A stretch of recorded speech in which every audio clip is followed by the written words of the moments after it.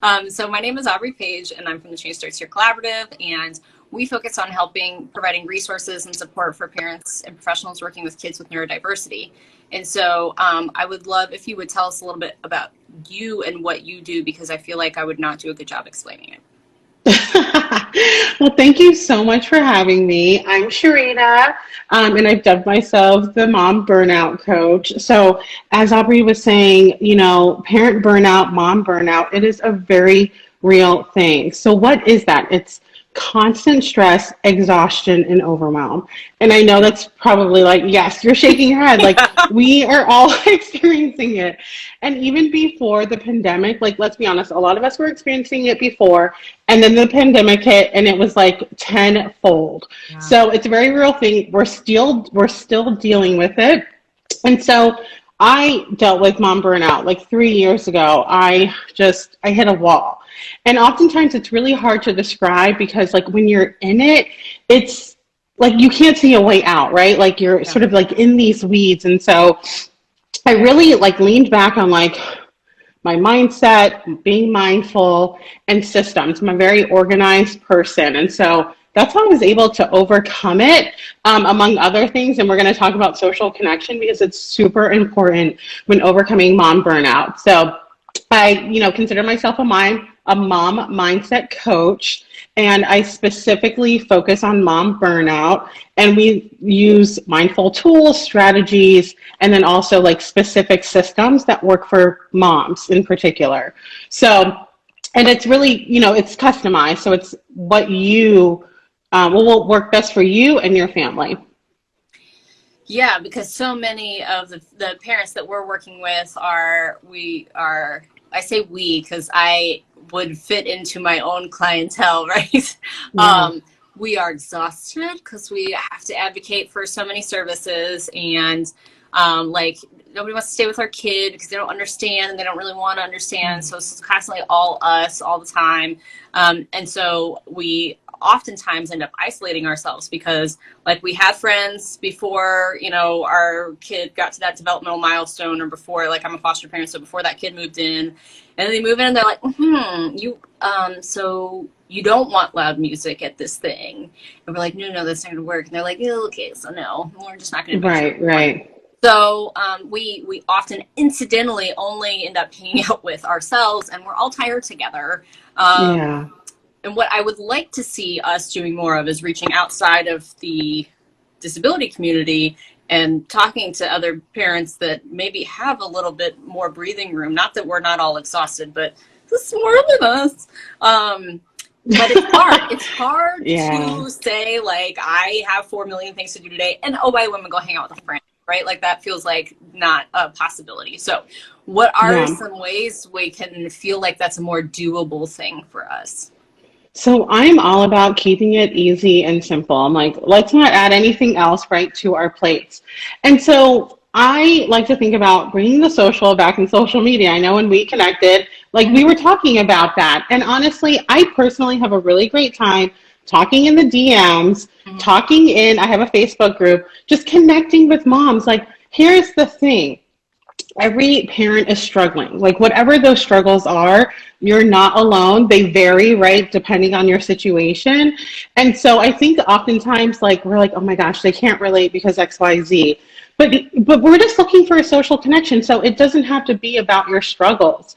It literally can just be about anything. So I don't want you to get stuck in your head and think about it as like this has to be a venting session, right? I think oftentimes when we think about our friends and like our really close friends, we oftentimes like vent about like our situations because we have no one else to talk about. But I want us to reframe that and say, like, how can I connect with an individual on another level that maybe isn't venting? I'm not saying that venting is a bad thing. Like, it is actually a very good thing. But we also want to make sure that we're not just sticking in that, because one of the things I noticed, especially when I was burnt out, that's all I could talk about. That's all I could see. That's all I could talk about. How exhausted I was, how tired, how stressed, how overwhelmed, how, things weren't going my way. I was stuck in this place. And so the first thing is like, let's reframe these social interactions to like not be that, right? The other thing that I would recommend is like, don't be overwhelmed. Like, it doesn't have to be an hour-long conversation. It literally can be 5 minutes, right? Like, start slow. Like, it doesn't have to be a huge commitment. And I'm just going to bring it back to the DMs. But like when you and I were talking, we were just literally sending voice clips Mm-hmm. when it fit our schedule. Like, it doesn't have to be overwhelming. And so I love these voice clips. Like, I was introduced to them recently, but I'm like loving it. I'm like, why didn't I get into this before? Because it's so simple, Yeah. right?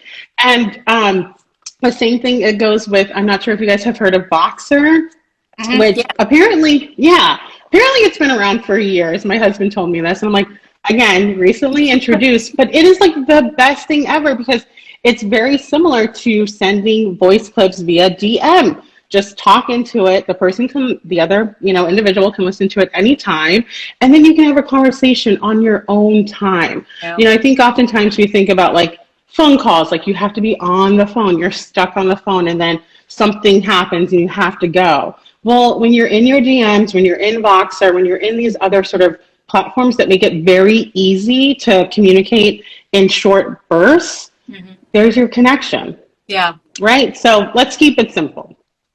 Yeah, I started doing the voice messages because I would have people message me and ask me like really complex questions about FASD. And I was like, I don't have time to write this whole paragraph. I'll just tell you Yes. off the, what pops off the top of my head.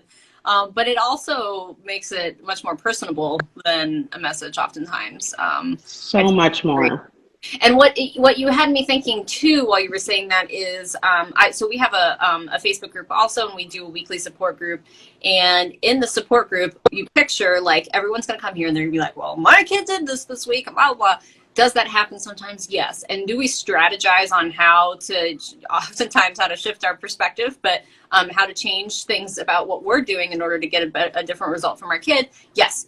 However, sometimes we just talk about like the world, like TV shows or Yes. like video games or working out or whatever, like just random stuff depending on who's on the call.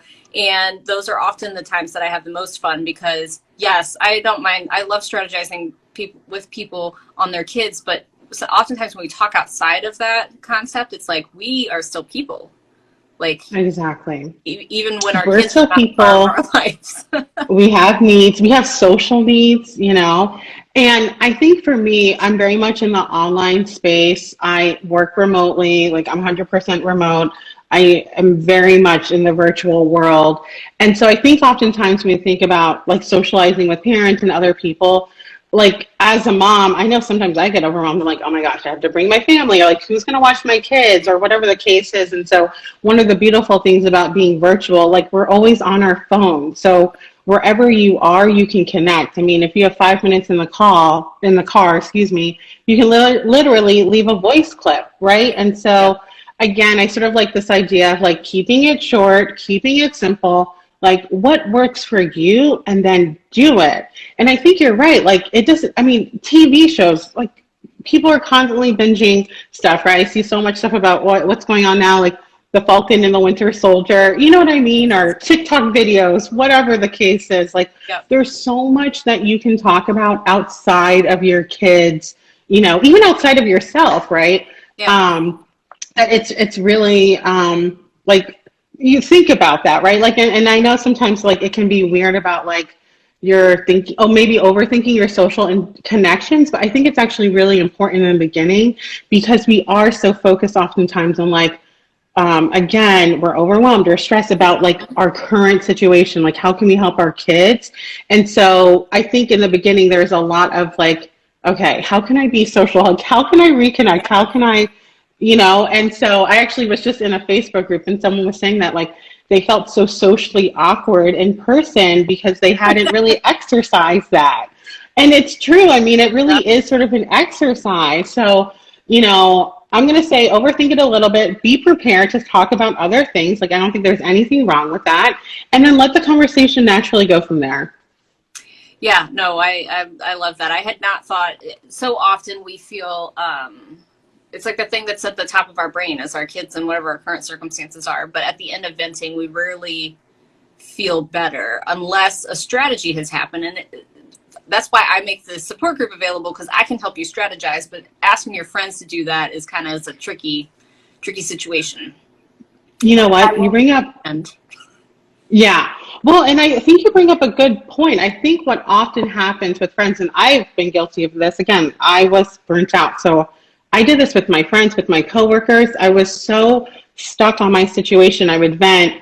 And then I feel like I actually would bring them down a little bit, which I feel bad about, like thinking about those times. And then, but unless they were offering advice, like I did feel bad because it was like my circumstances weren't changing. And so that's why I think having a coach, like having a support system, having someone who can offer actual tools, actual strategies to get you out of that is so critical, right? Everyone plays a role. Your friends should be social. I'm not saying that you shouldn't vent to them, but I think we should also go into conversations like very specifically, right? Like now when I talk with friends, I'm like, okay, I need to vent about something. I'm not looking for advice on like next steps. I just want to get this out and then we can move on. Yeah. Or sometimes I'm like, especially with my mom, I'm like, okay, I need to vent and I'm also looking for some ideas what I can do, And so like I'm very specific about what I'm trying to get out of that connection because, if you're sort of like aimlessly going into it, then you're going to aimlessly go out of it, and so you want to leave feeling good. Yeah. Yes. Yeah. That is the point for any of it. Well, this is super helpful. This is you laid it out in a more intentional way. How can people connect with you? What do you want to share with them? Tell us. Yeah, well, I'm on Instagram. I have to be honest, I'm like Instagram, but like it's so hard to build community on Instagram. We're talking about DMs, but outside of that, it's difficult, right? Because it's not sort of like in the community format on Facebook. So I do have a mom community on Facebook. I'm trying to think how you can DM me here or on Facebook. I'm there as well, and I can send you the link. And actually, I currently am doing weekly mom meetups. So it's a way to connect with other moms. It's every Sunday. It's actually following this right now. Okay. And yeah, so please join. I think it's a great way to connect.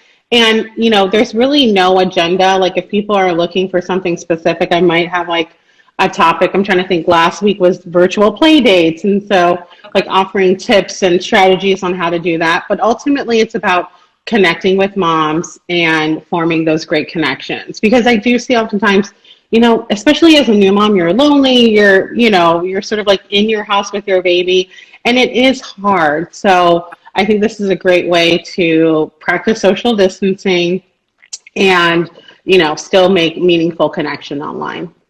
Yeah. I love that. That's such a great, I like that it's open also. Well, thank you for joining us. And I hope people do message you and try to learn more about this because this is it's a challenge for us, especially those of us in the disability community. So thank you so much for your time. I appreciate it. Mm-hmm. And this will go on my, on our account so that you can share it. Wonderful. Thank you so much for having me. This was so great. Yeah. Thanks. Okay. Bye. Bye.